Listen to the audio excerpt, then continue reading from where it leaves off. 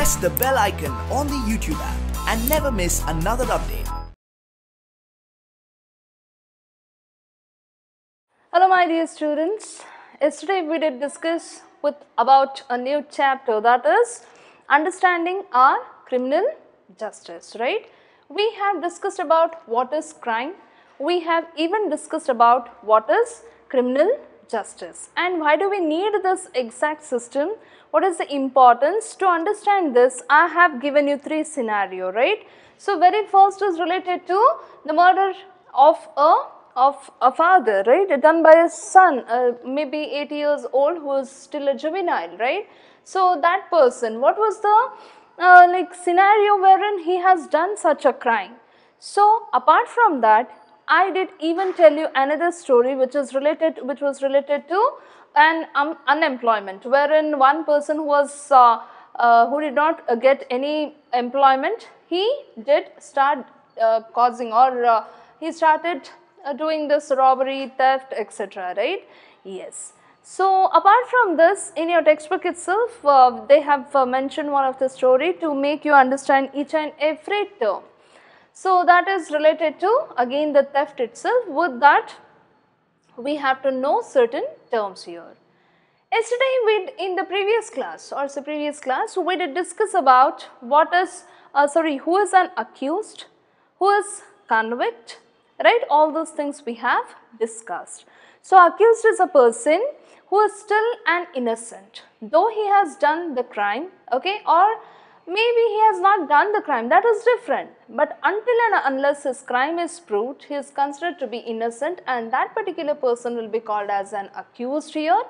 Convict is a person on whom the guilt is proved, okay. So the whatever theft or maybe any of the crime which is unlawful in nature, which is against the law, okay, if any such thing is been caused by any person and if that is proved, so that person will be called as convict here. So we did discuss about all those things. Apart from that, yesterday we did come across one of the story that is related to Shanti here.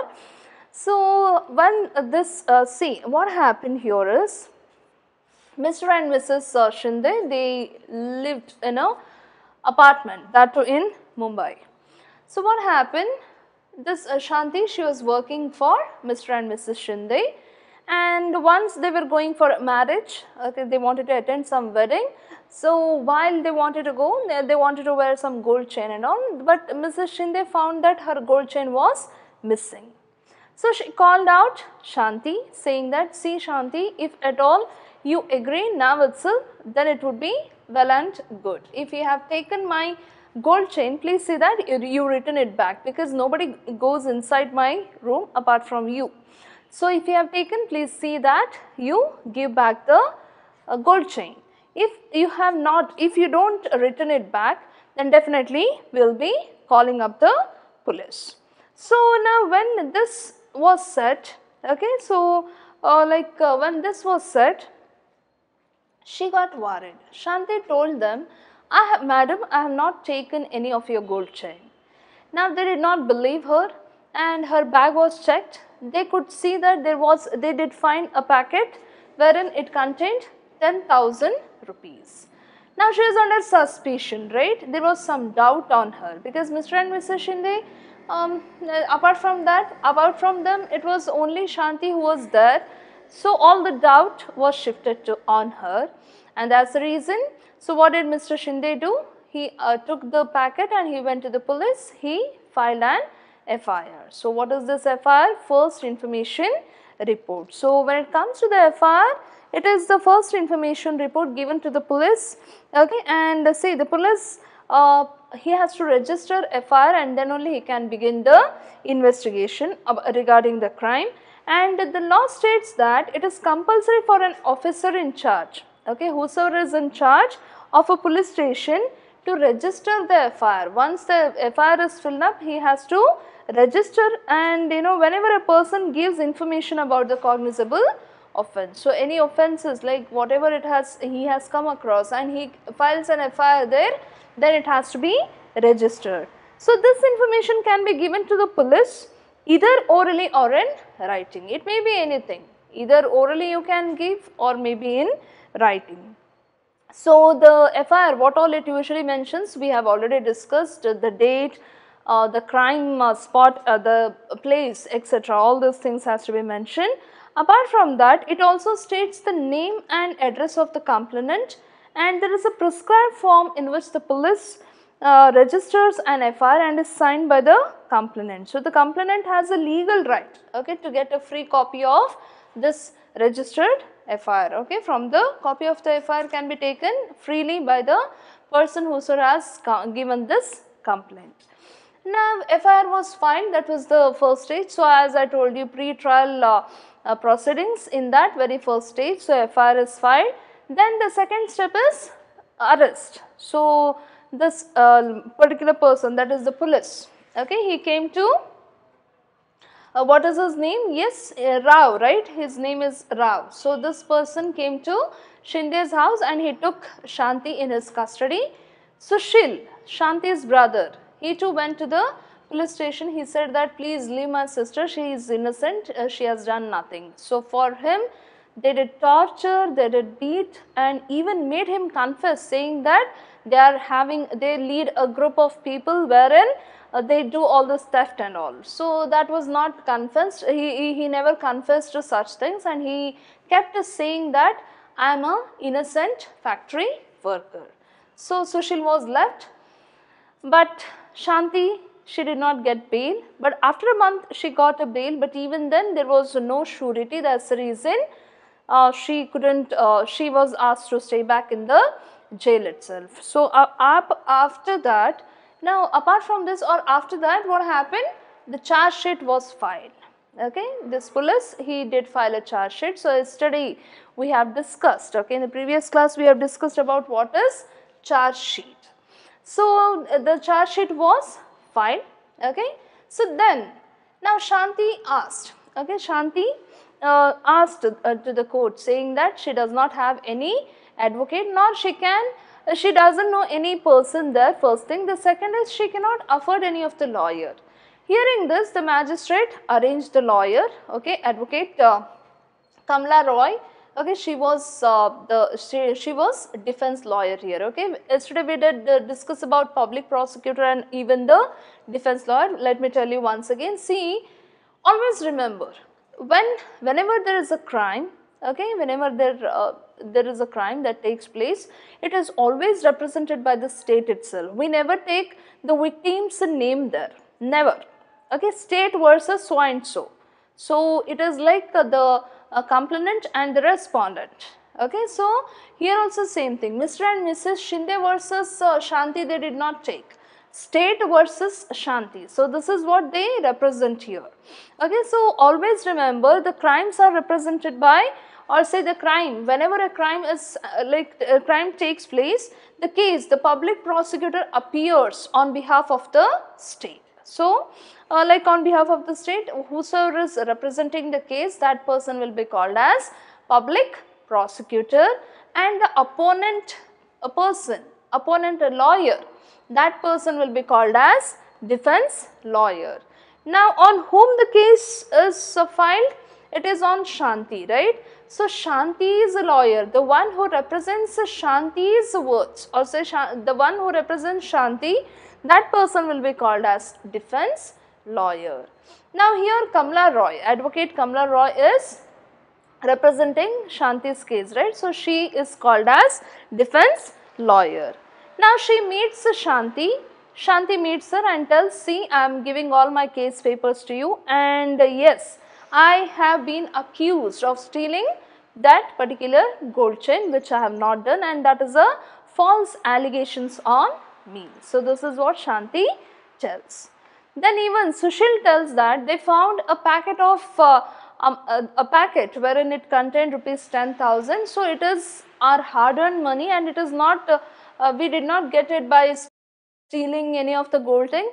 Never we can do such things. So these were the statements given by Sushil and Shanti. Now this advocate, she heard it later as the charge sheet was filed.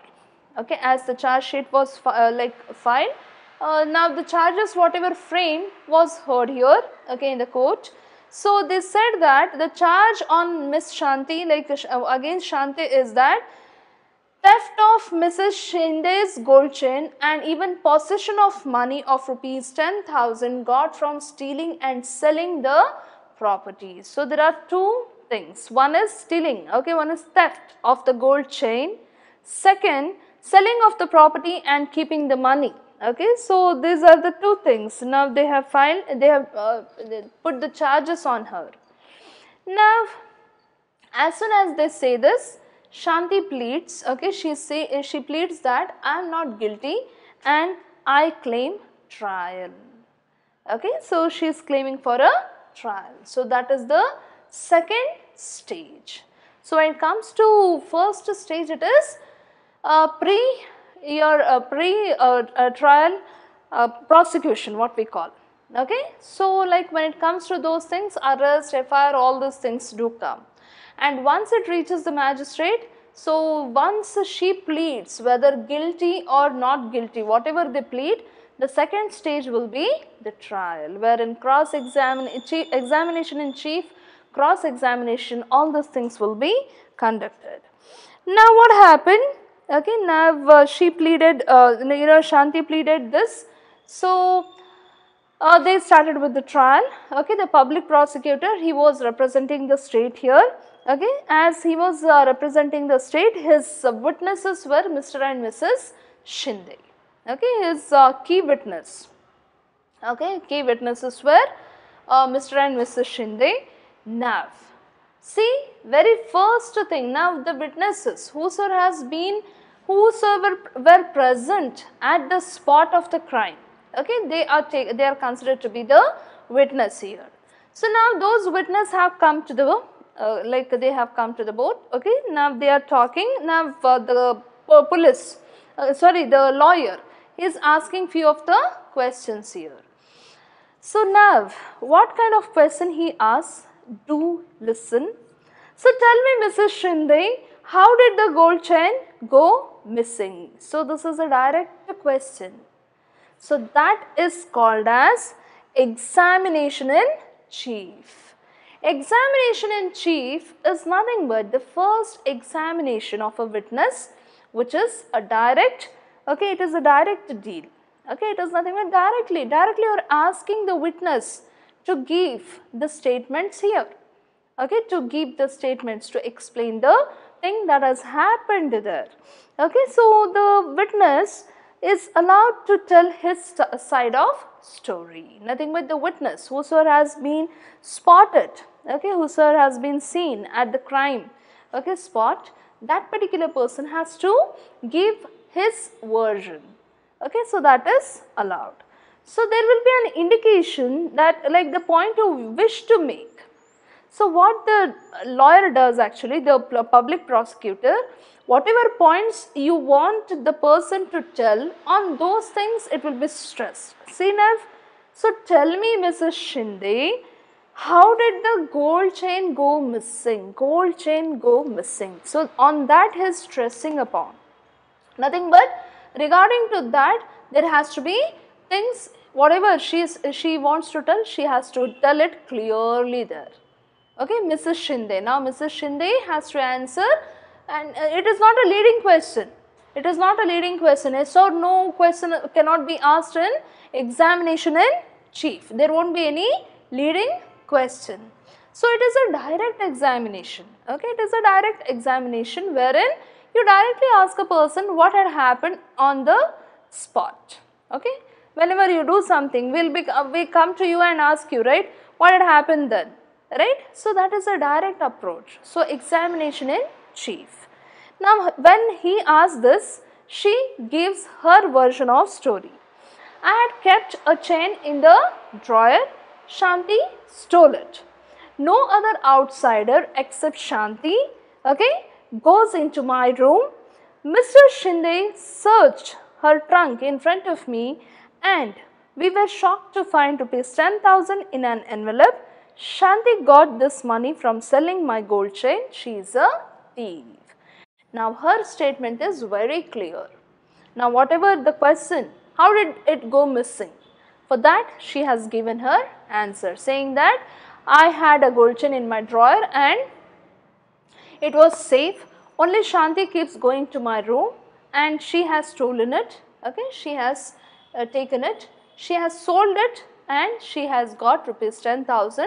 When we asked her, she did not tell, and when we searched her trunk, we did find 10,000 rupees kept in a packet, and she has sold the chain and she has received the amount. So, this was the contention given by Mrs. Shinde. Now, the second stage here is cross examination. So, it would be done by the defense lawyer on the witness. Okay? To save Shanti or to defend Shanti, defense lawyer, that is Kamala Roy, she has to work on this. Now, how she will be asking? It would be a leading question. Okay, leading question can be asked here, yes or no. Okay, yes or no type. And the defense lawyer asks a cross question. Okay, it is always a cross questioning here. So, it is important in like examining the witness. It is to test the truth. Okay, it is for testing the truth of the witness, how truthful they are, how like what kind of whether they are telling the truth or whether they are cooking up a story. To know this, okay, this cross examination will be done. So, this is especially done by asking cross questions or a leading question. Now, how Roy will be asking the question? It will be like this. So, what you are basically saying is that you did not see Shanti steal the chain, nor did you recover the chain on Shanti. Also, in the 3 years that she has worked for you, nothing has been stolen from your house. You were also regularly paying her rupees 10,000 as salary each month. So, this is a leading question. Now, either Mrs. Shinde can say yes or she can say no. So, now Advocate Roy examines Sushil and his employer as a defense witnesses. So, as a defense witness, again to defend this particular person. Okay, so they need some person, right, who can defend, who can take the defense here. So, those witnesses are called as defense witnesses. Now, who are the defense witness here? Sushil and his employer. Okay, Sushil works in a factory, right? So, that factory owner has come here. So, now Advocate Roy, she is examining these two people, Sushil and his employer. Now, through their testimonies, what is this testimony?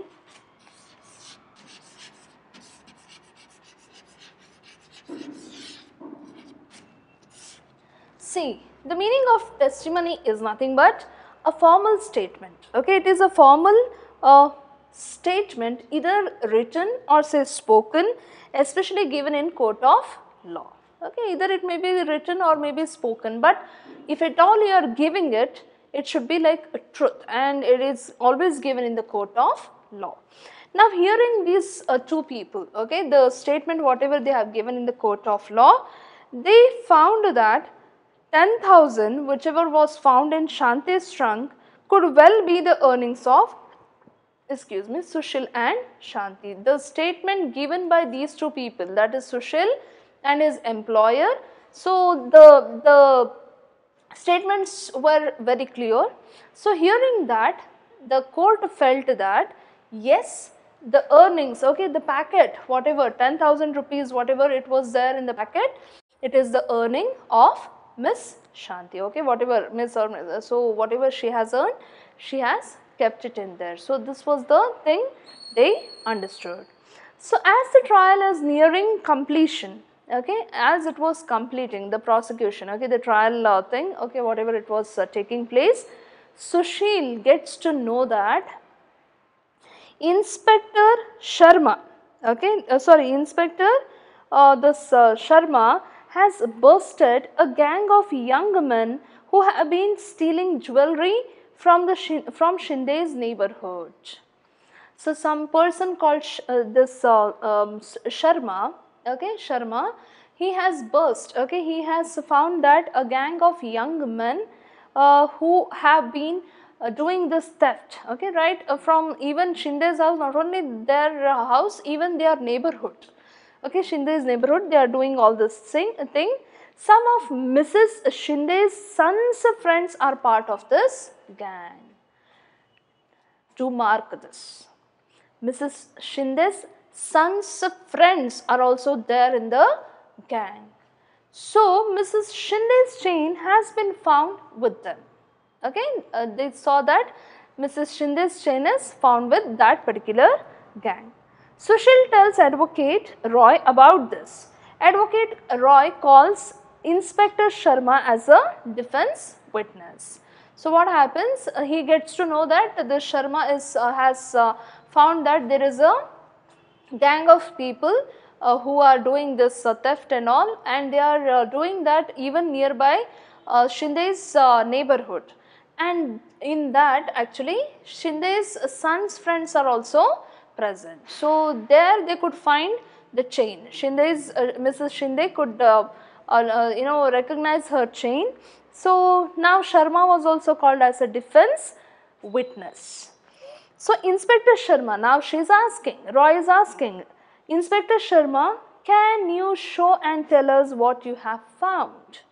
Okay, as he is the person who is taking the in charge here. So she asks him. So Sharma tells, here is the chain that has been identified by Mrs. Shinde as hers.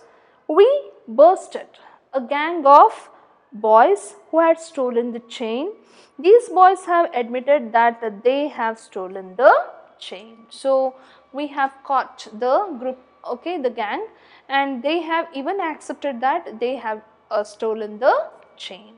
Now hearing all those things, okay, hearing all the testimony, the judge hears this like testimony of all the witnesses. After hearing this, okay, Advocate Roy argued before the judge that it has now been established that Shanti is innocent and should be acquitted. Okay, after hearing, now the judge has heard the parties. Always remember, there is something called as principle of natural justice, nothing but odi ultram partem, very first thing, hear both the parties. Mrs. Shinde, she gave her statement, then there was a cross examination, then there were defense witnesses who gave even their part of story. So after hearing both the parties, okay, nothing but the testimony, so now Roy is telling that she is pleading that Shanti is innocent, she has not stolen the property.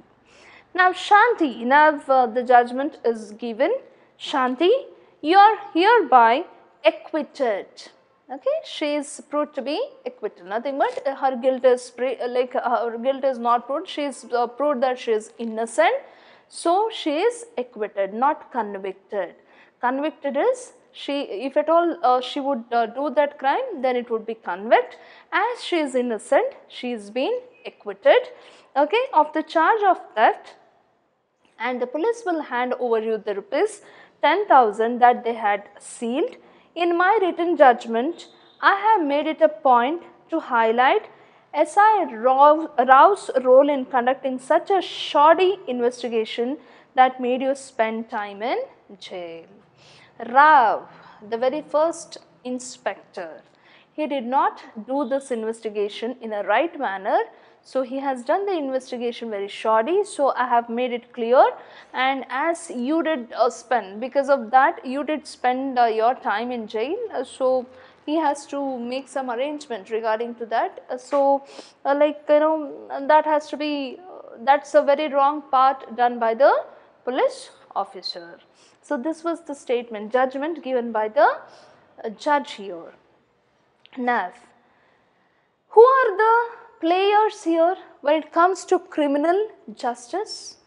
The players we find here are the police, public prosecutor, defense lawyer, and the judge, apart from witnesses and all.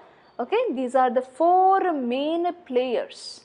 Very first, police has to be there, okay, to conduct to take, very first he has to file an FIR, or say he has to take the complaint, then he'll be doing the investigation, then he has to file a charge sheet, right? All this preliminary work will be done by police. Then comes the public prosecutor, who will be representing the state as the crime happens, okay. So then it would be the defense lawyer who will be defending the accused there, okay.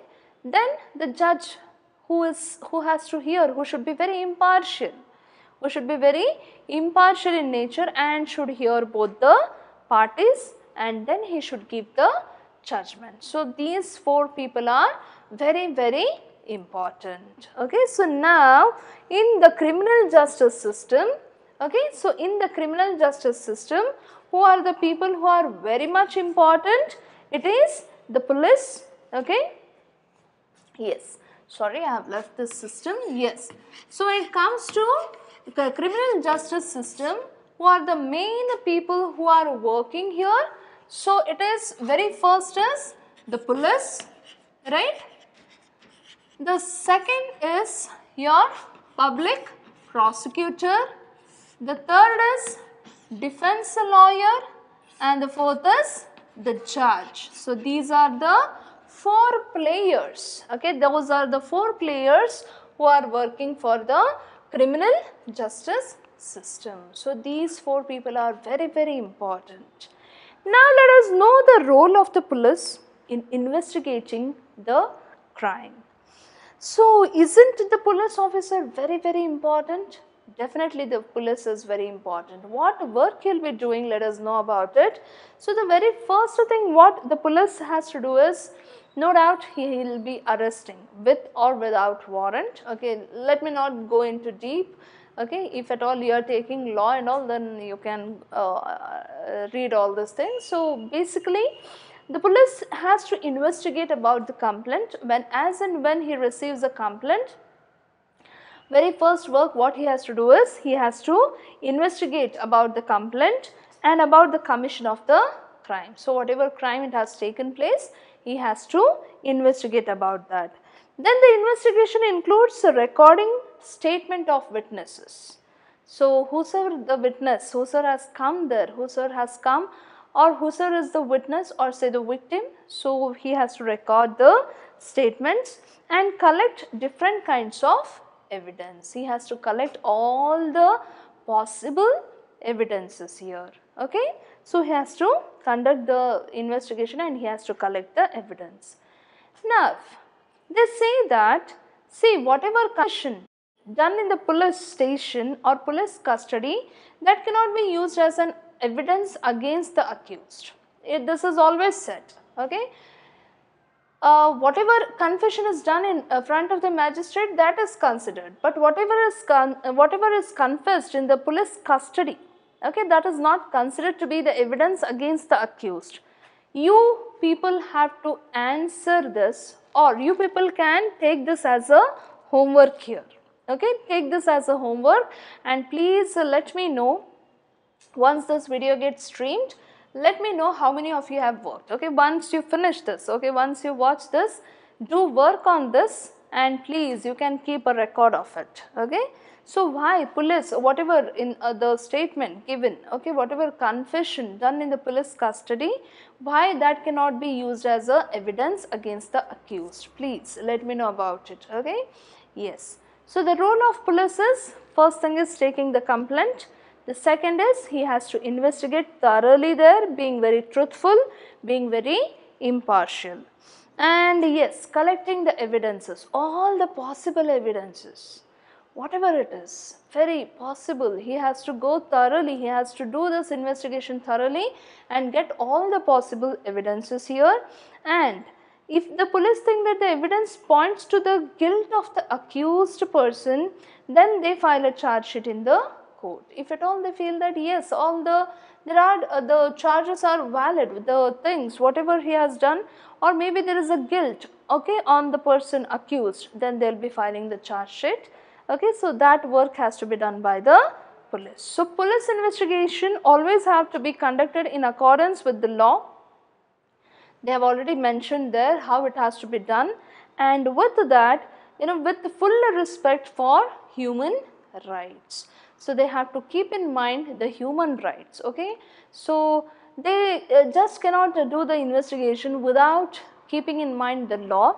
They have to follow law and they have to do the investigation here. So the police are not allowed to torture and interrogate, okay, like during the time of arrest, or say beat or shoot anyone during investigation. So when they carry out the investigation and all, they should not beat any person, shoot any person, etc. So these are given in the law itself, saying that you have to follow all these things. They have to follow the time, see, they must follow what all rules and regulations or the guidelines they have to follow during the arrest, detention and interrogation. All these things are mentioned in the law itself. Few things will be dealing in here, okay, Article 22 and D.K. Basu and guidelines. So that in there will be discussing the same thing.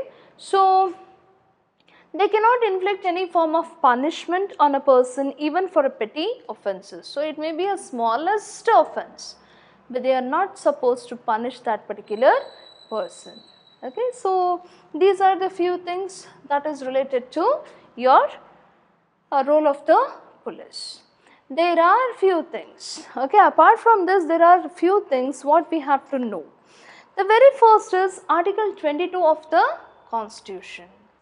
See, what is this Article 22 of the Constitution says, how important it is, okay. So why this Article 22 is important, what actually it tells about, okay. Apart from Article 22, what is this D.K. Basu's guide, okay, and guidelines. So what guidelines they have given, who has to follow, all those things we will be discussing in the next class. Do digest this, and in the next class we will be dealing with the same thing. Okay, thank you so much for your patience, dear students. Have a great day, and if you have any doubt, because this is totally law, you can ask me any question here. You can those questions will be answered clearly. Fine. If you have any doubt, please let me know. Thank you so much. Have a great day.